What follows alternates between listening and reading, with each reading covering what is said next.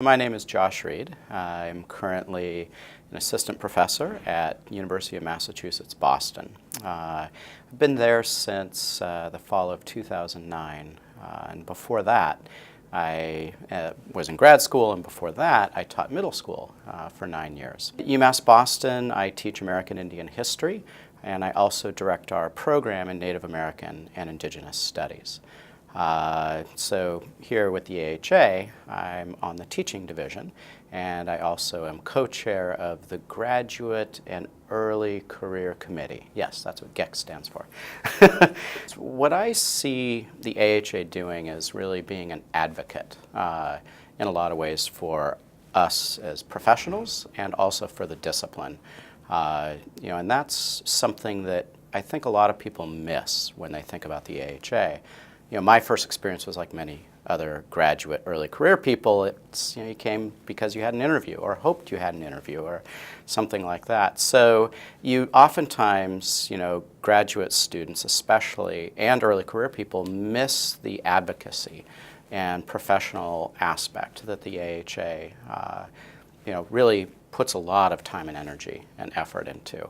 Some of the things that I've seen really come out with some of this advocacy is helping other people who aren't professional historians really understand what history is, the value of history, the value of our discipline. So some of the specific things that I've seen in the last few years has to do a lot with some of the K through 12 teaching and being advocates for making sure that history doesn't get dropped off the curricular map as high schools and middle schools and elementary schools are orienting themselves to really kind of focus on reading, writing, and math and things like that. So the AHA has done a great job in kind of helping to keep history relevant for people who might not normally think about it. One of the exciting collaborations we had was with Microsoft Research, where we worked with a new tool that they had developed, ChronoZoom. And what was really interesting is approaching that as a professional historian, but also with my teaching background in middle school, where I could really kind of say, all right, here's this great tool that helps students think about and see history in an entirely different way, to unpack that context in a visual way online with this really interesting new tool.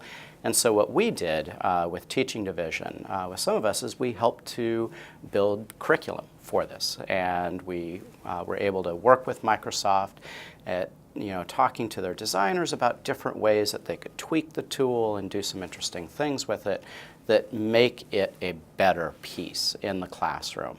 States are now grappling with where history fits within kind of the new curricular frameworks and pushes that they're needing to deal with. And so we've been able to approach these standards from kind of our academic perspective and say, this is where the discipline has gone. Here's some of the new ways of thinking about history that you want to make sure is represented in these new state standards and things like that. So the AHA has really been able to kind of help facilitate those types of connections, giving us an opportunity to do more than just talk to each other, but most importantly, help to get our work and our perspective, and really the perspectives of, the exciting perspectives of the discipline out into the community. They brought a battery of historians in different specialties. So somebody who does China, somebody who does the American West, somebody who does India, Pakistan, somebody who does Russia. And they were talking about settler colonialism and borderlands. And what's interesting is that you don't get this opportunity at some of our other kind of professional organizations that are just more focused, because the AHA is this big umbrella that brings together historians and helps to facilitate and really enable these types of discussions to happen. So it was really exciting to see a concept that I do a lot of work with, settler colonialism, another concept, borderlands, and see what it looks like from a Chinese historian's perspective. And then you start to see some resonances with the concepts, different ways of thinking about it. And it's those types of moments that I think you get at a meeting of this size and scale, which for some people can be overwhelming, but really I don't know how else you would get this without that type of scale. One of the things that's really struck me is how invested the AHA is in helping to promote teaching and learning of history. And with that middle school background that I have, I'm always looking for ways to connect with K through 12. I think that's one of the most important things that universities and colleges need to do.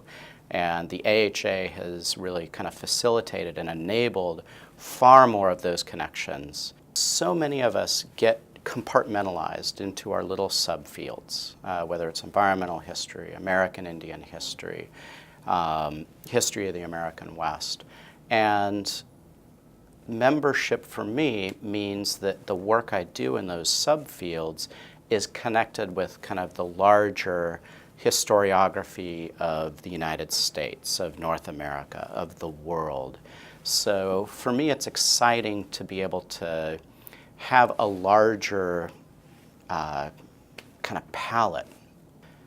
And this professional organization has, it has a lot of clout. And that's something that perhaps I didn't see before being on council. And, but it only has that type of clout because of the members themselves, because it's a large organization that helps to kind of pull in all these different historians and different thinkers, and is connected with public history. And that's what provides the AHA with meaning.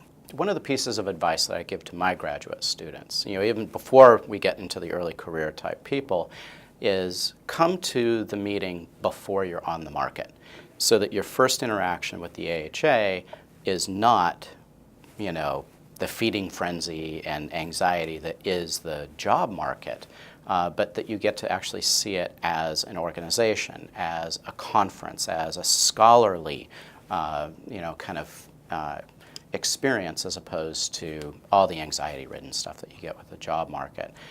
Because this is where you're going to start to meet some different people that you wouldn't normally get a chance to. It's a great networking opportunity.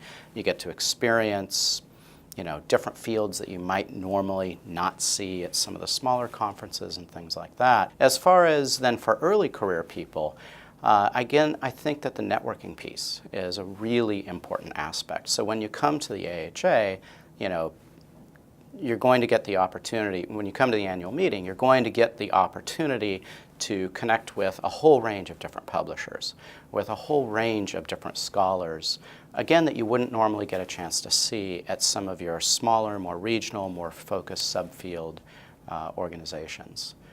So, take advantage of that. That's my advice.